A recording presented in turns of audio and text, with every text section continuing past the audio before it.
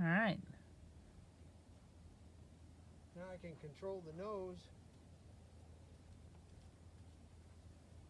so that I can school my horse.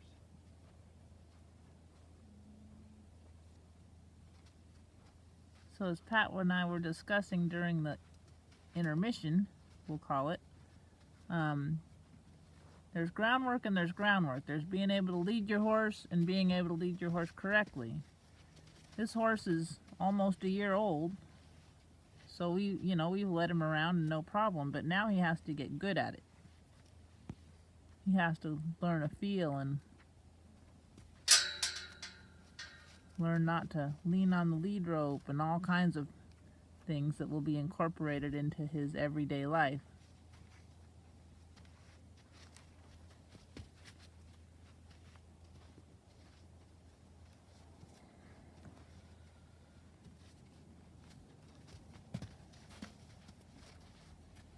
This is why the halter's on. Right. There comes a time when you have to decide if you're going backwards or things are just dragging on too long. Move on to the next step. So the halter allows Pat to control the horse, control the nose. Horse can't be turning his tail and Now, I think this is the time to mention one of the reasons I put the halter on is because what I've noticed is that there's gentle and dull and there's gentle and handy. So I could do this without a halter and rope him so many times that he just absolutely stood there sleeping. I don't want that. I want to be able to have him stand all 4 feet in one place and not be bothered, but I don't want him brain dead. you don't want him to check out. And that's the part where how much do you do? Well, you get to decide what you want to do. I need a horse that's going to be gentle and handy, not gentle and dull.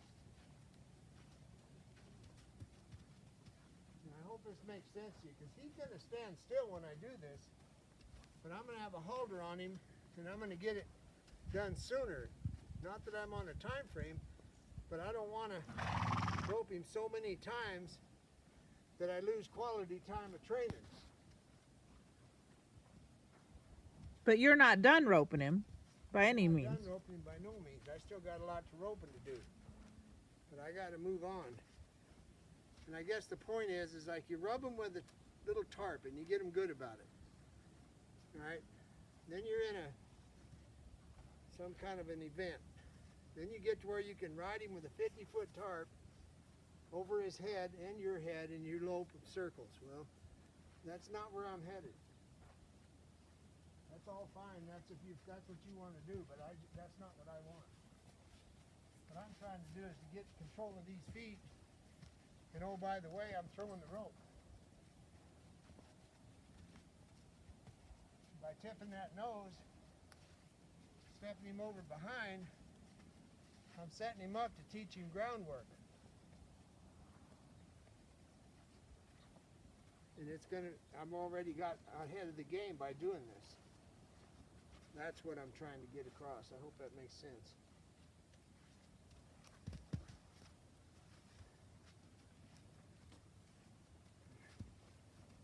Now, if he backs up, I just go with him. What he's going to find out and learn is that there ain't a whole lot of payoff in backing up. He's going to learn to just stand. I want to keep this afloat in it whenever I possibly can. You notice where it is now, and it's going to end up here.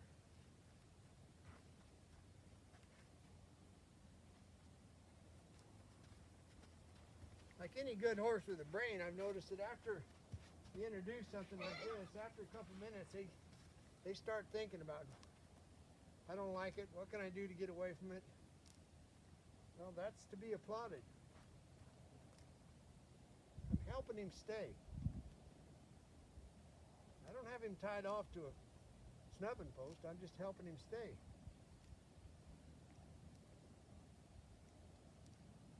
Now we'll find out. The body reacted. The feet left. So I'll step him over again. Now he's blocking me. Oh, okay, well, no problem. Let's just try it from this side. So that blocking thing doesn't pan out all that great, huh?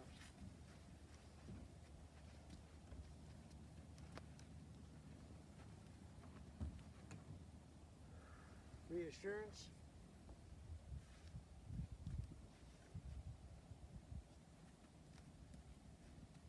Now I can teach him to walk backwards by staying in front of his eye. That's why I want to end up right even with the eye or behind the eye. One of the reasons for going in a circle. Now I'm behind the eye, and he can stampede forward or he can stick around. Because backing up, to me, on a halter breaking a colt is a precursor to pulling back. They think they can get away from something by walking backwards, and later on they'll think, well, if I just pull back, I can. Works out pretty good for me.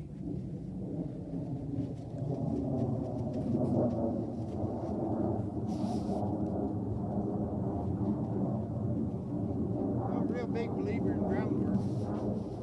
And we have the perfect scenario, which happens to some people.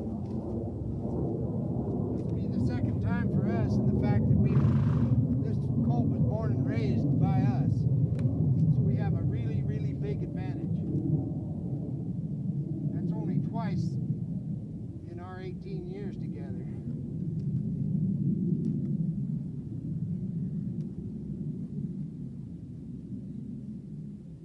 I think it's 20.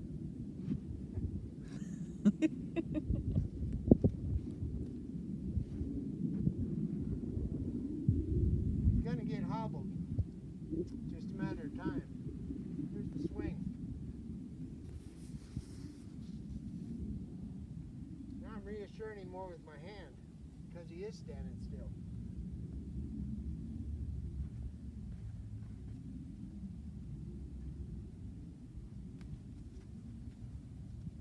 Tip the nose.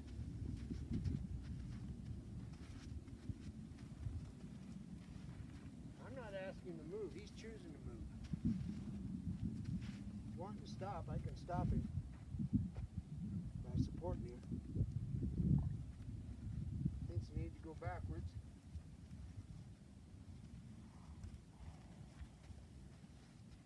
He's going to walk into the rope.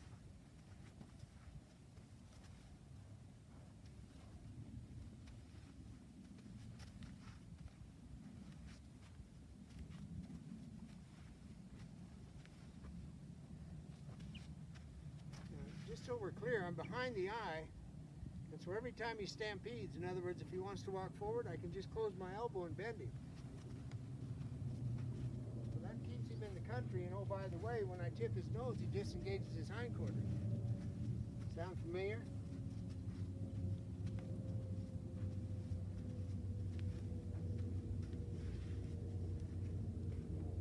Now I'm in front of the eye.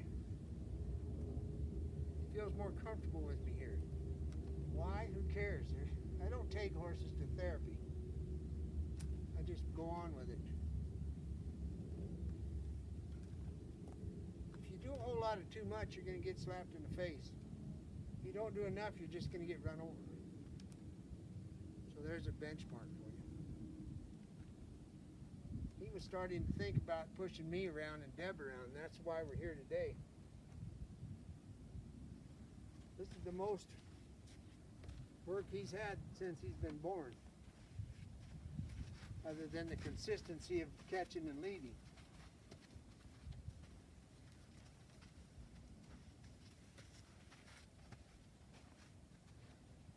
Watch my hand, watch. That's the communication part.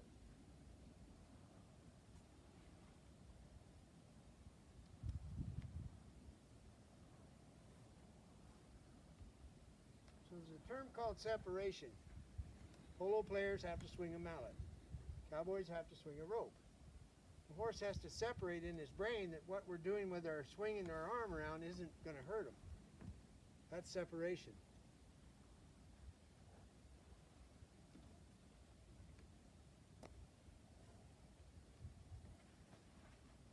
distance, swing, throw. Okay, now we just changed the game. You see the height of the skull? When you start getting distance, that's when I start paying attention to the height of the skull. As the skull goes down, the horse is processing it. The skull stays up, they haven't processed it. If he wants to walk backwards, I'll just kind of walk around with him. He's trying to be real subtle about getting away. Well, I'm being real subtle about walking with him. You're not going to be able to do that. In other words, he wants to put me in his other eye, and that he thinks is protecting himself.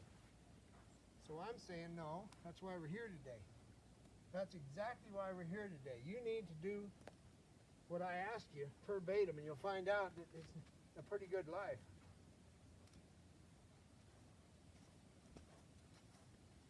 That was a very subtle thing the colt was trying to do, but he's got a brain. Well, if you don't have a brain, and he does, then you're kind of dead in the water. Don't you think he was also trying to get his eye higher than yours? Yeah, that's true. I'm back where I was.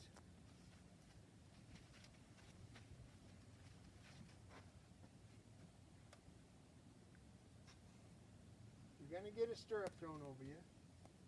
You're going to get saddled. You're going to pack. You're going to get hobbled. You're going to get everything. Just a matter of time, my friend. He's going to be the tallest pack horse you've ever had. I know it. I dig a ditch to put him in. I want you to notice how tight I've got his head. He has the opportunity to jump and kick me in the femur if he wants. But you notice I also didn't start off by doing this. The rope is nice, a precursor to the flag, because there is some noise involved. And that brings up another subject. You got to have a flag that makes noise. Yeah, Deb. Well, those ones that are like silk scarves, they're not worth it. You've lost 50% of what you're trying to do. I mean, they're pretty colors and all. You can get them in purple or pink or green or orange. Ours is gray, because that's the color tarp we happen to have. Gray on one side, blue on the other. Oh, you're kind of fancy now. Well, it depends on what I'm wearing that day. What I'm trying to say, if I'm spring or gray fog mode. Excuse me.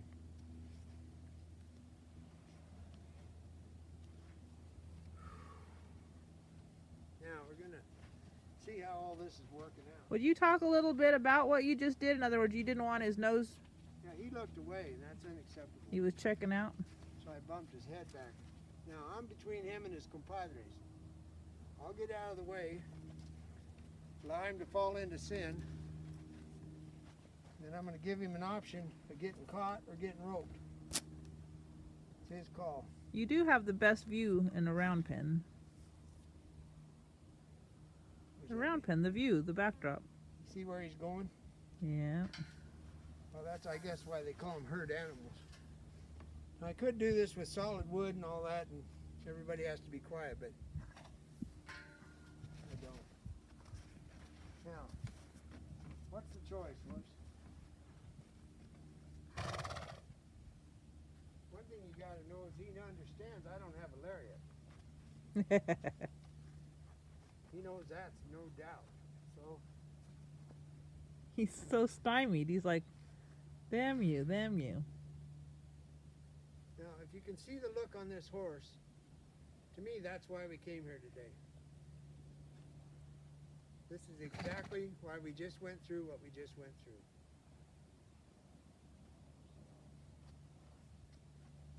Head is low, eye is soft. We all got these thousands of buzzwords we've used over this whole couple generations, but if you don't have a foundation, read Three Little Pigs. Well,